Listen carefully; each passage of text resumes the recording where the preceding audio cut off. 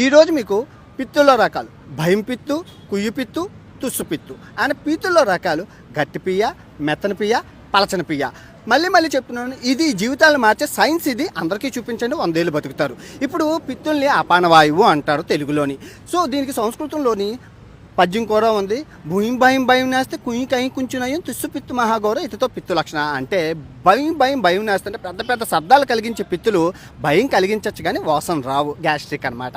కుయ్యి కై కుంచునయం అంటే కుయ్యి అని శబ్దాలు వస్తాయి, ఓకే, ఓ మాస్టర్ స్మెల్ వస్తుంది, ఓకే. కానీ గ్రూప్ ఉండేటప్పుడు సందట్లో సదమియా అన్నట్లు తుస్సు అని పిచ్చేస్తారు, ఎవరెవరని చూసుకుంటారు. కానీ కడుపు చెడిపోద్ది, వాసన చాలా దరిద్రంగా ఉంటుంది. అర్జెంటుగా పప్పుచారు తాగాలి, పప్పుచారు కానీ పసుపుచారు కానీ తాగాలి, కడుపు చెడిపోయినట్లు. ఇంకా మళ్ళీ ఇప్పుడు పీతుల్లో రకాలు 3 రకాలు. గట్టి పియ్య, ఇప్పుడు మెత్తని పియ్య, పలచని పియ్య. నాది పసుపు రంగులో ఉంటుంది, పొద్దున్న తింటే రాత్రికి వచ్చేస్తుంది, 6 గంటల్లో తయారైపోతుంది, ఆరోగ్యం. ఇంకా గట్టి పియ్య ఒక 5 రోజులు